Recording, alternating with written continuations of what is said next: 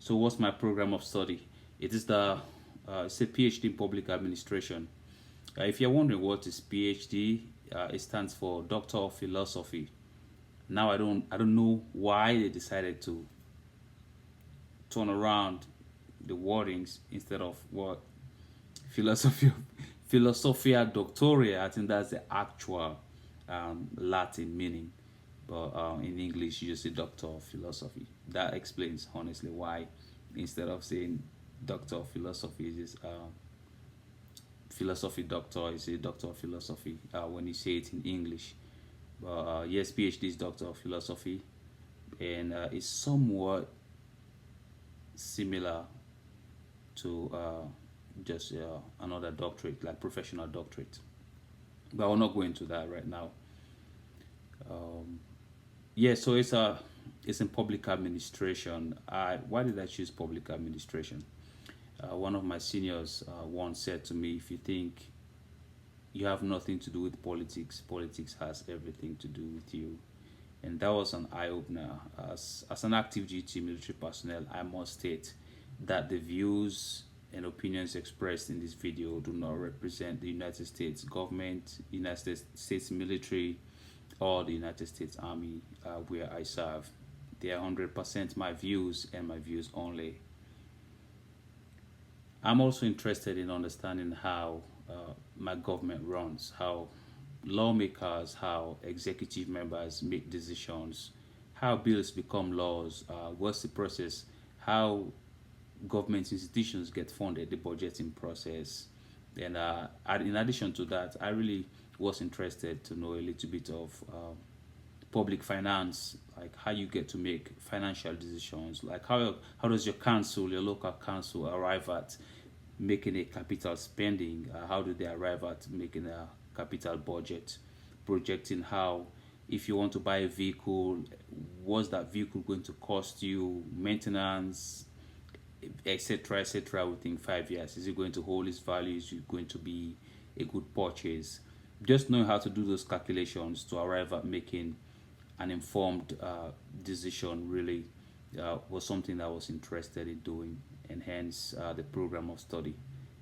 Just including a scriptural aspect to it just made it even better, because knowing how your decision to manage your finances, savings, and sanctuary city, how it's good to, I won't say abhor, I would say to provide refuge for refugees from a biblical standpoint. Yes, it's a good thing. How do you merge that into everyday life or your academic work?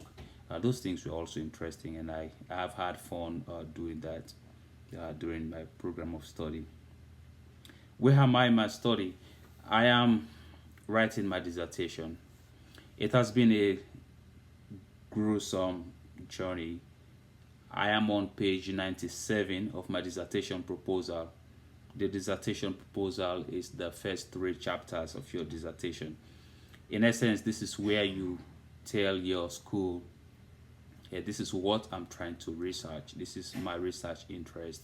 I would like to study more in depth about this particular issue. My topic is military focused. I will not state the exact topic here, but I'll just give you a few tips and bits. It's really hot. It is very sensitive to a certain extent. I am concerned that I will not be allowed to conduct the study. I'm still praying and hoping that they will allow me to do it, but it has to do with personnel retention and recruitment, and how motivation plays a role in determining how students, sorry, not students, how service members feel the need to make a decision whether to stay in or to get out of the military. I'm trying not to give too much about my study, little wonder the mumbling. But yes, in essence, it is to determine what motivates people to stay, what motivates them, or what demotivates them, if that's even a word, to opt out of the military, and how people can make better policies in the future to augment retention. So that is really, really a hot subject in the military. How did I get here? Uh, I'm not going to tell you how I got to America. Of course, it was through legal means, but my study has been challenging as a married father with three kids. I can tell you 24 hours a day has not been enough for the past 3 to 4 years. Juggling school, military work, I'm on active duty as well. So that means sometimes my day begins at 4 on a regular basis. It begins at 4:30, but I'm really have conditioned to waking up at 4. So your day begins at 4, go to work, do all the good stuff, and then come back home, and you have to spend some family time, and you have to do homework. And being a second language learner of English, I struggle a little bit with um, comprehension because for the most part reading complex materials can be really challenging. It requires a little bit of translation here and there. And by the time I go through about 10 articles just to write 1 page or 2 pages of content, I'll spend about 5 6 hours. And there are times when I really miss out on sleep. There are times when I miss out a lot on family time. But I have endured to the fullest thanks to the creator up there. There are times when I've thought about quitting. So many times I've thought about just dropping it off. But like I said, I'm on page 97 of my proposal. There's no turning back because it took painful months of research just to be able to come up with that much content. And now I'm at the point where I need to get approval from military authorities um, for me to conduct my study in the most ethical and viable manner. I really just thought I should share this with somebody. If you're thinking about doing a doctoral program, you really have to want it. You have to want it really bad. And if you are in a program already and you are trying to quit, don't do it. You have come this far. You don't want to leave a doctoral program with a master's degree because worst case scenario they will just give you a master's degree and kiss you goodbye. I already have a master's. I did not enter the program to get another master's. I wanted a PhD. I'm going to get a PhD by God's grace.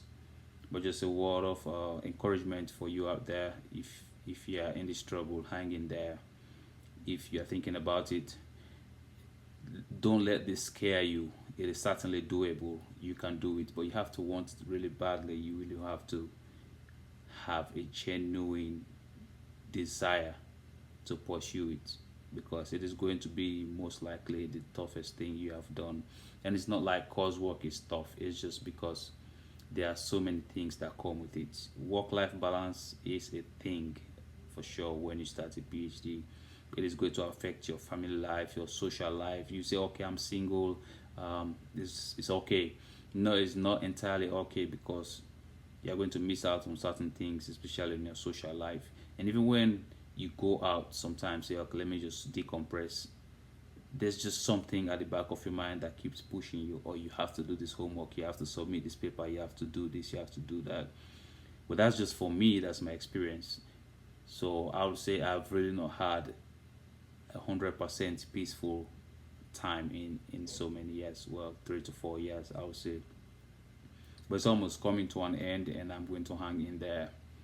Worst case scenario, I could just start the dissertation process all over again, which means 97 to 100, 110 pages of work have gone in vain. I really hope it doesn't get to that point, but that's the worst of all. I get to change the topic, or I get to change my approach. Instead of doing primary research, I get to do secondary research, in the sense gathering from what other people have researched before and then conducting a secondary analysis of those studies to do my dissertation. That is not the standard, it is not the norm, because I want to be say I did original work. I want to contribute to academic literature. And for me, the ideal way to do it is to conduct data, is to collect data, analyze it, make my inferences. And that's, I think, the biggest reward any researcher wants, is to be able to collect data on their own within their means, and then analyze that data and make an inference. Well, I hope this monologue has helped a lot.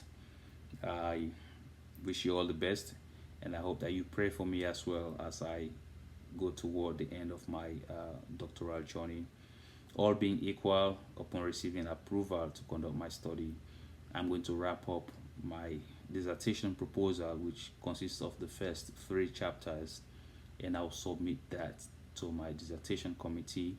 They will proofread it and suggest corrections. There are always going to be corrections. Don't let that discourage you. Your work is never perfect in their eyes. They are going to make corrections to humble you, to make you know that yes, you are not all that great, even though your ideas are great. So they always bring corrections. They always tell you to modify things, remove things, or add things. So always just expect that and be humble about your work as well. So once that is completed and I submit my final work to them, corrected work, they will submit that to the school's chair, who will also go over it and schedule a proposal defense.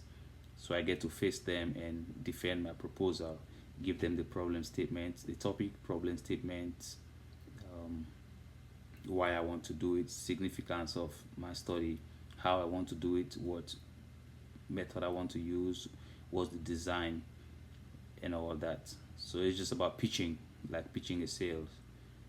That's exactly what I'll be doing at that point, and hopefully I get approval. It's called Institutional Review Board approval. Once that is assigned, once the approval is done, then I can get the permission to go out in the field or to the research setting and collect data. That's the only time a researcher is permitted for academic work to collect data. Anything I do before this time will be invalid, illegal, and unethical. Well, thank you so much for taking time to listen. I know it may have been boring, but I hope you got something from it. Feel free to message me if you have any questions. Remain blessed.